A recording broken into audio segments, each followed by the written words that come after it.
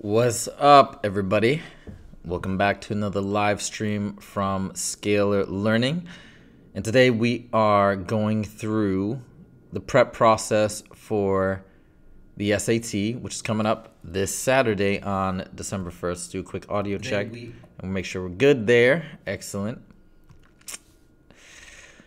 So, for those of you guys who check out my explanations and come to my channel, you know that really this channel is all about math. But I've had so many requests from so many people who watch my explanations and watch me do these prep cram sessions that have asked me to go over the verbal section, so I decided that I had to oblige and go through the verbal section. So what I'm going to do today is I'm going to go through the verbal section from the October test as much of it as I can. Now, I'm not going to actually read through every single passage, but I'm going to try and parse through the questions and reflect on the answers that I gave. But also I want to talk about some high-level strategy as well, some major tips to consider when approaching the verbal section. So let's jump into first we're going to talk about the reading section, and I'm going to show you my SAT from when I took it in October. Now, just to give you a preface, the verbal section is not something that I prepare for when I take the real SAT. It's just part of what I have to take, and I take it. Now, I did pretty well on it. I didn't get it perfect, but I got 3 questions wrong total. I got 2 wrong in the reading and 1 wrong in the writing. And I think it was a pretty steep curve, so that dropped me to a 750, which is a great score on the reading section. But it's not per se that I necessarily have a strategy in mind. What I do when I do the reading section is I read, and that's it, and pay attention and jump back and forth. But I've tried to really break apart what I've done to try and offer some words of wisdom and advice to you guys. Now, I want to start by saying that I think there is a myth in the verbal section. This myth exists in the math section as well. But the main myth is, and you'll see it anytime you go to any of these standardized test prep company websites. Usually they'll say, we can guarantee that you can boost your score by this amount of points. Sometimes they'll even say money back guarantee with a little asterisk.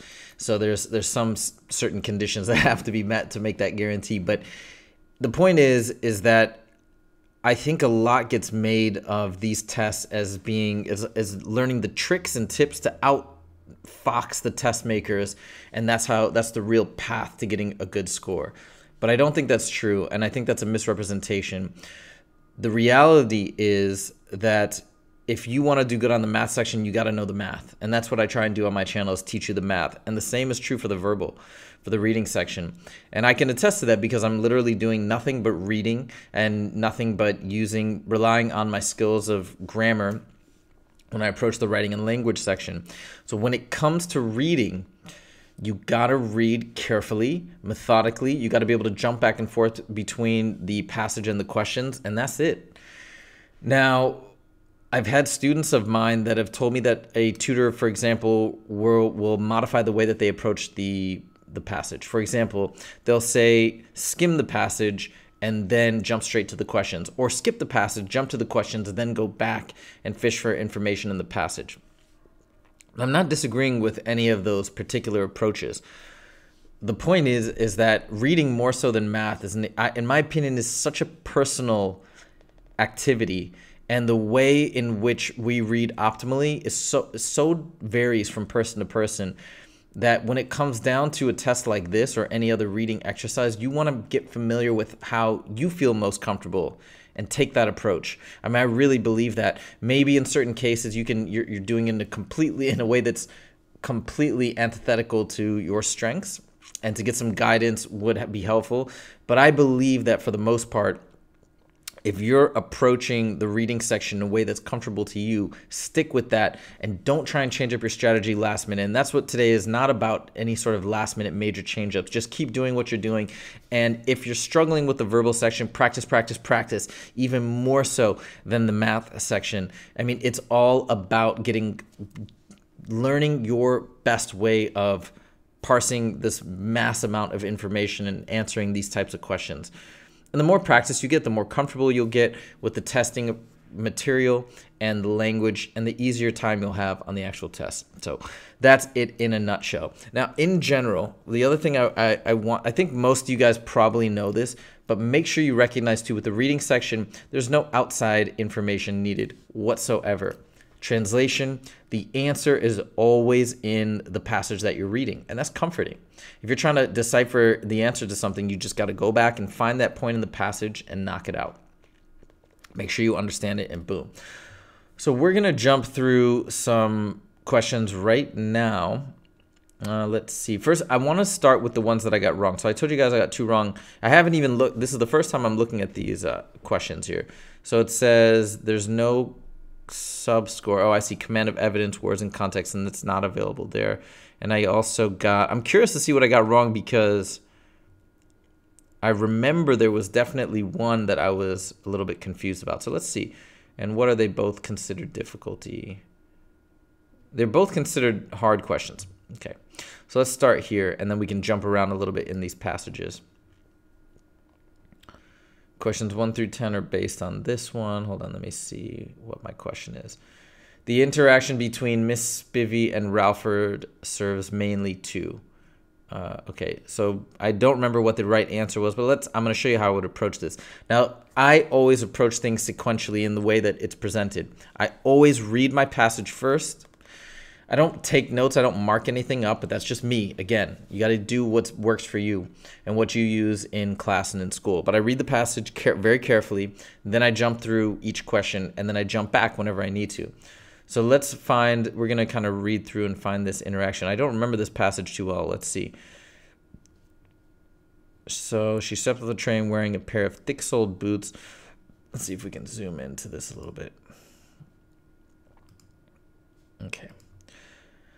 She stepped off the train wearing a pair of thick-soled boots suitable for hiking. August was a hellish month to step off. I remember this now, where it was very hot. Yep, Timbuktu. I remember this. Let's see. I'm going to kind of scoot forward to see if I can find the interaction between her and Mr. Ralford. Here it goes. Miss Spivey looked like just the right person to give it to them. She was, by almost anyone's standards, a woman of the world. She'd gone to boarding school since she was 6 years old. She'd studied French in Paris and drama in London. And during what she called a fruitful intermission in her formal education, she had traveled extensively in the Near East and Africa with a friend of her grandmother's, one Janet Miller, who was a medical doctor from Nashville, Tennessee. After her travels with Dr. Miller, Miss Spivey continued her education by attending Barnard College in New York City. She told us that at school the first day. Oh yeah, she's a teacher. That's right. I remember this. When my little brother Ralford asked, what did she study? My little brother Ralford asked, what did she study at Barnard? Oh, they spelled it Barnyard. It's Oh, I get it. He actually said Barnyard. When my little brother Ralford, you know what? I didn't catch that when I read it the first time. When my little brother Ralford asked did she study at Barnyard College, Miss Spivey explained that Barnard, which she wrote on the blackboard, was a sister school of Columbia University, of which she expected we all had heard. Okay, so I think they're talking about the interaction here, and that's funny because I totally missed that intentional misspelling. And I think what this point is illustrating is that her life and her school is so foreign to these kids that they can't even pronounce the school correctly. But let's look through the choices now. It suggests that Miss Spivey has an exaggerated view of what information should be considered common knowledge. I don't think so. That may have been the right answer. Actually, I don't. Like I said, I don't remember what it was, but no, maybe actually could be A, because again. Okay, let's come back to that. Established a friendly dynamic between the charming. No, this is ridiculous. B is out. So let's go. And elimination. Oh my God, is such a huge tactic with these ones where you can have multiple choices that seem to make sense, or at least 2 usually. So you got to be really careful. So I'm going to knock off B because that's definitely good. Introduce him as a precocious young student. And Miss Spivey, no. This may be what I answered, actually. That may have been what I answered, but it doesn't now in retrospect, it doesn't introduce him as a precocious student whatsoever. because he's saying the name of the school wrong. So it's almost an insult to include that little portion there where he mispronounces the name. So definitely not C. Demonstrate that the children want to amuse no. Actually, I think it's A. What did I put? I put C. Darn it. Yeah, it's A. So I think that from my recollection, because I missed that little detail, and I think it's rare that they're going to give you such a small detail like that, barnyard and barnard.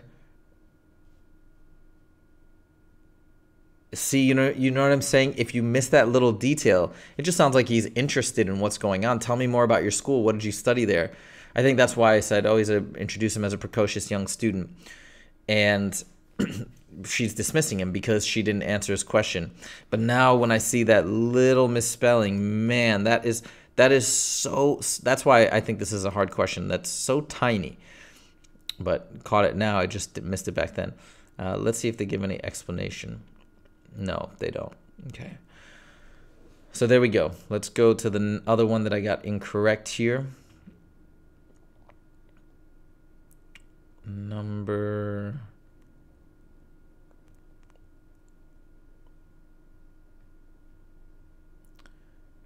Here we go. Oops. 28. All right. Let's see what this one is. It says, oh, so this is unfortunate that I got this one wrong because these are usually a little easier because they point you to the right direction. Let me just get these up here like this. They point you to the exact place where you have to look. Usually I'm pretty good with these problems because you have a little chunk to review. But it says the sentence there, but mystifying serves mainly to, okay. I don't remember this passage either, so let me get a little context here. We'll read a bit more than just that. Hold on. Humans had slow conducting nerves, but asserted that those nerves only responded to two types of stimuli, pain and temperature. I do remember this. This was the hardest passage of the test. Sensations of pressure and vibration were believed to travel only along myelinated, fast signaling nerve fibers, which also give information about location. Experiments blocking these nerve fibers supported this notion, preventing fast fibers seem to eliminate the sensation of pressure altogether, but blocking slow fibers only seem to reduce sensitivity to warmth or small painful shock. Okay. I remember this. This is what we're talking about here. But why exactly humans might have such fibers, which respond only to a narrow range of rather subtle stimuli, was initially mystifying. Oh my God. I remember this question. This is the one question that I was really confused on. And I think I went back and forth. Okay. So look, here's what's happening. They're talking about these neurons. Okay. And here, let's read a little bit more to give you guys context. Wondered if slow fibers responsive to gentle pressure might be active in humans as well as in other mammals. They corralled 28 volunteers and recorded nerve signals while gently brushing the subject's arms with their fingertips. Using a technique called microneurography, in which a fine filament is inserted into a single nerve to capture its electrical impulses, the scientists were able to measure how quickly or slowly the nerves fired. They showed that soft stroking prompted different signals, one immediate and one delayed. The delay means that the signal from a gentle touch on the forearm will reach the brain about a half second later. This delay identified nerve impulses traveling at speeds characteristic of slow, unmyelinated fibers, about 1 meter per second, confirming the presence of these fibers in human hairy skin.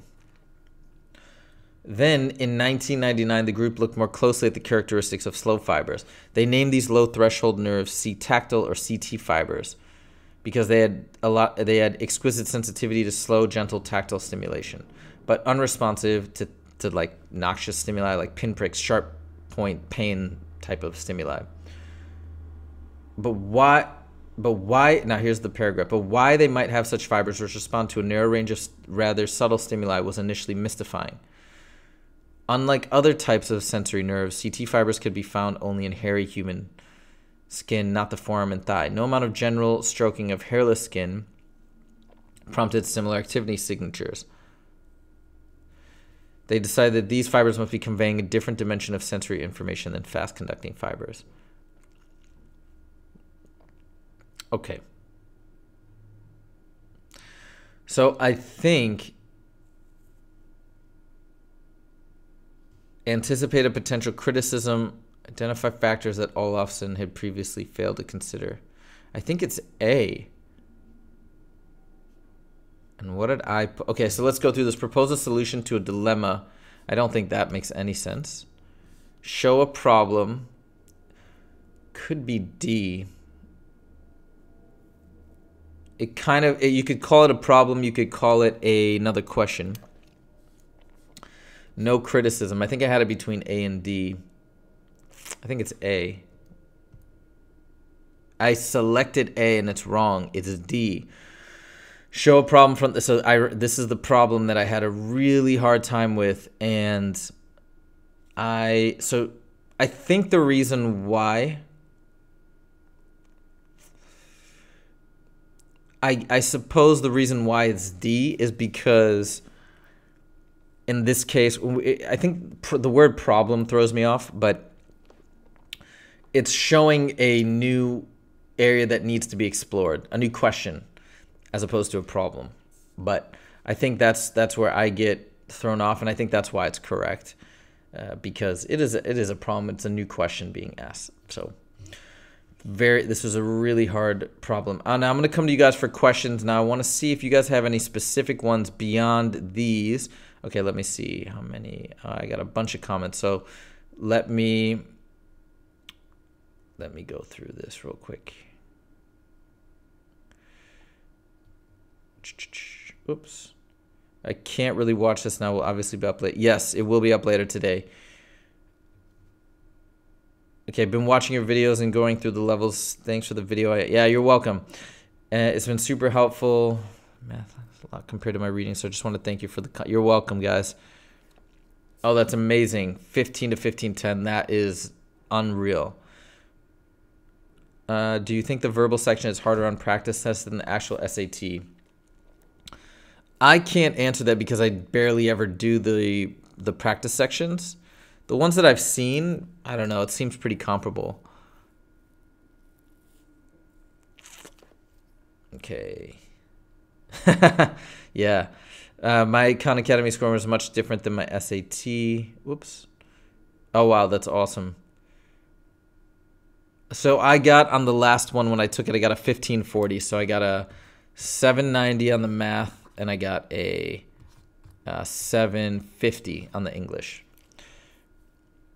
And the time before, I got a 740 on the English and an 800 on the math. I made a really silly mistake on the math the last time, but I ended up with the same score both times. Sergey, you ask a good question, and I really think it depends on where you're scoring right now and how consistent you are with those topics that you're familiar with. If you would have asked me this a few weeks ago, I would have said the truth is that I don't think there should be any concepts on the SAT that you don't know. I think you should strive for mastery, because most of you guys have studied everything at some point or another on what of the material which is on the SAT. So you should at least have an idea. You may not have everything completely memorized. But if you're feeling like the things that you've gone over are still a little shaky and it could use some practice, I would go for mastery there. But if you got a full week, I think you can probably rehash everything you need to. Okay. Yeah, I think you all get roughly the same test, but it can be, I know they hand it out in a way so that the person next to you, like it's a different order or something like that. So, but roughly everybody has, I believe everybody has, there's one version of there's like two versions, but they both have the same questions. I believe that's how it works. Okay, let's see. It's different in East. Okay, are all the international tests the same? That I don't know.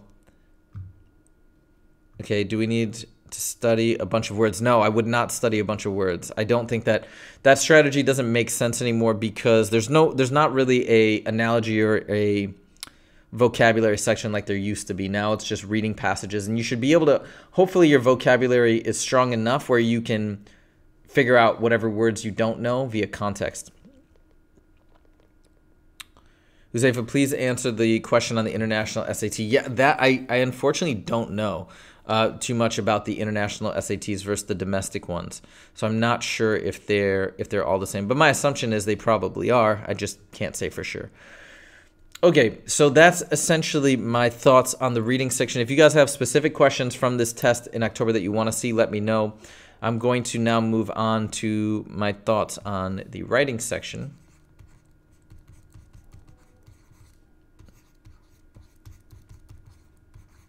Okay.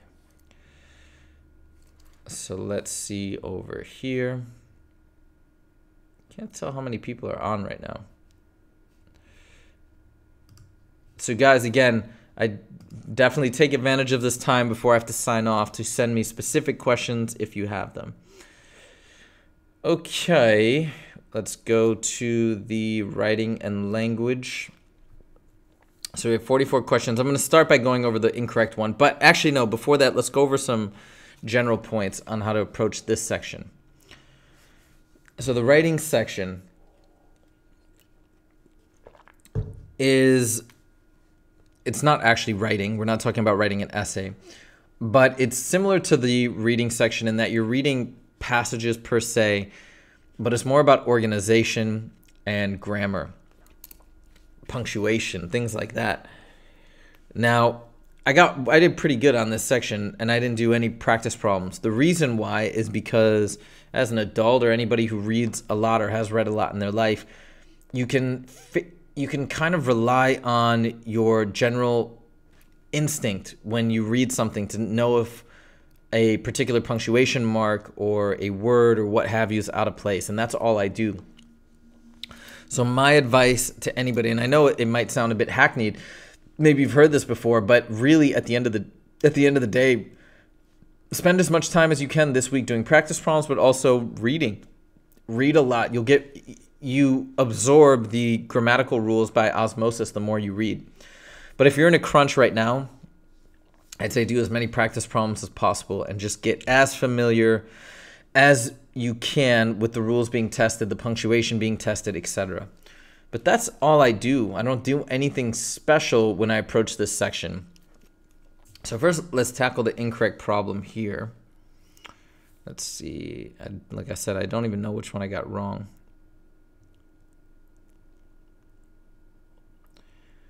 19, this one, here we go. So 20, right? Okay. Oh, I remember this problem. This is the one that I was confused on. Okay. So this is how I would approach it. I actually probably wouldn't read the entire paragraph, but I'd read, where does the sentence begin? Up here. But that's okay. Let's read the entire paragraph. However, most research looks at students who volunteer in general, not making a distinction between students who are required to volunteer by their schools and those who volunteer willingly. I think this whole essay is about mandatory volunteering and how that actually leads to lower numbers in volunteerism. One recent study by Sarah Helms, Alabama, did focus specifically on mandatory volunteering. She found that students who are required to volunteer rushed to complete their service hours in early high school. They then did significantly less regular volunteer work in the 12th grade. Then They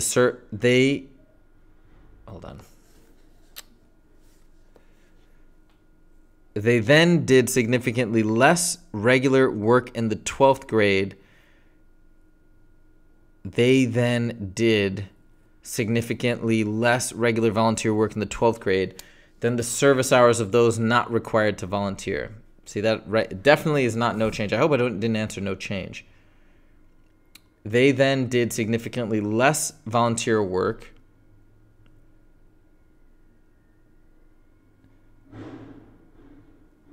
than did students who were.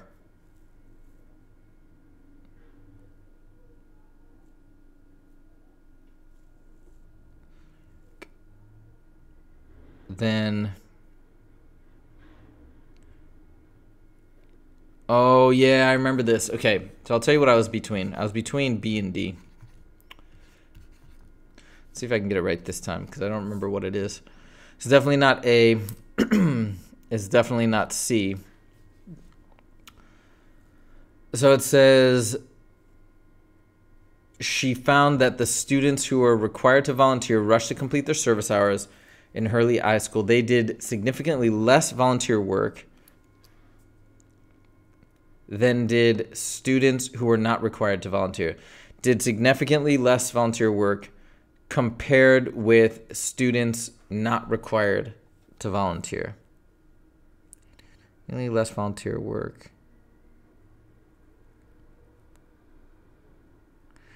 Oh boy, I think I answered B, and I think the right answer is D. I think I answered B. No, I did select D, and it is B. Okay, so this one, I remember I went back and forth. Look, I can vaguely tell you that I just think that this fits better because we're saying it's that verb agreement. They did less regular work than those...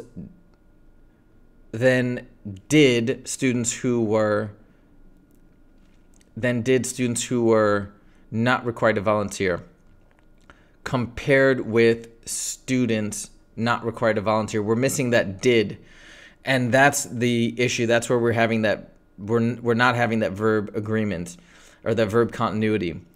I think if I remember my reasoning correctly, I ended up going with D because I felt like B sounded so clunky. So I was going back and forth between B and D, and I chose incorrectly.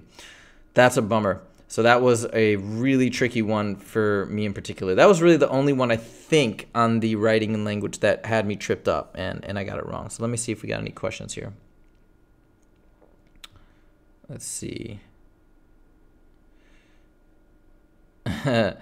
No, you don't need that. I think it was manipulating quadratic and exponential equations.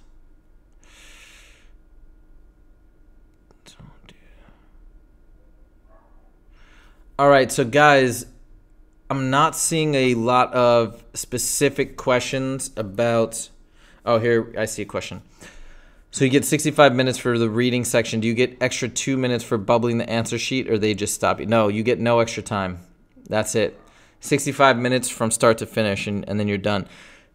Look, I would not recommend, this is me personally, okay? I would not recommend, are you thinking like circling all your answers and then bubbling them in at the end? I don't recommend that. I recommend you bubbling it in as you go. So every time I figure out an answer, yeah, sure, you can circle it in the booklet, but immediately fill it into the answer sheet and then go back. It's definitely, and you want to be periodically checking to make sure you're like, let's say you get to question 10. Am I filling in question 10? Did I miss a question, etc.? So you want to make sure to keep doing that on a recurring basis, because the last thing you want is to do the whole test booklet, run out of time, and only get half of the questions in, or something catastrophic like that. You get breaks. You definitely get breaks. You get a break between each section. So you'll take your first section, you'll get maybe a short 5-minute break. Then after the second section, you get a longer break, maybe 15 minutes. And then, yeah, after each section.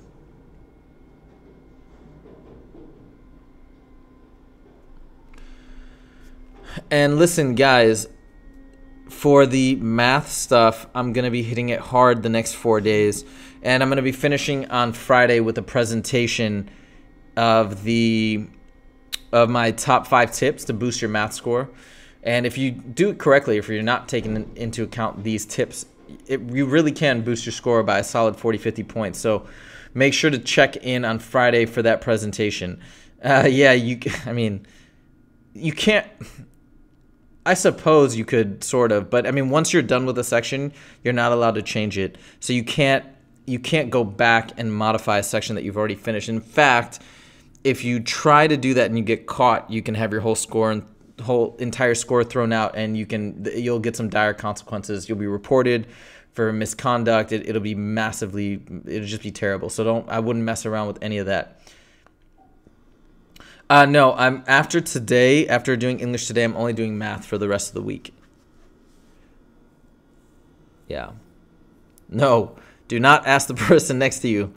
Don't mess around with any sort of cheating or anything that could be construed as cheating, anything like that. Be very careful. If you get reported, it's going to be a major problem. You just don't even mess with it. All right, guys, I don't see a ton more questions, so I'm thinking I might wrap up unless anybody has any particular problems you guys want to see me solve. I hope this was helpful for you guys in terms of reading and writing tips. So the problem with this test is that I don't think I can send a link out to it. You have to log in. I have to log in through my account, and I can't download it as a PDF. I couldn't figure that out. So the only way you can actually look at this test is if you took it. Yeah, so you want some tips for the math section. So I give my key, like my main 5 tips on Friday. I have a presentation set up that you can definitely tune into and check out then. But I will be, yes, starting tomorrow, I'm going to be doing a ton of math practice problems each and every day. So that should hopefully get you in gear for whatever you need. So check back in tomorrow. I'm going to post the time right after I get offline here, what time I'm going to be going on tomorrow. And each day, just check back and you'll see the time posted. Yeah, you guys are very welcome. Thank you all for joining. You're almost there, 5 days left. Keep studying, keep preparing, stay focused, stay strong. And I wish you the best of luck. No, I'm not in college. Graduated quite some time ago. Graduated in 2003. All right, bet. Hopefully you're not live while I'm at school. Yeah, I'm going to do my best. But if I am, you can just check the videos get uploaded and you can check them out later. All right, guys. Take it easy. See you guys next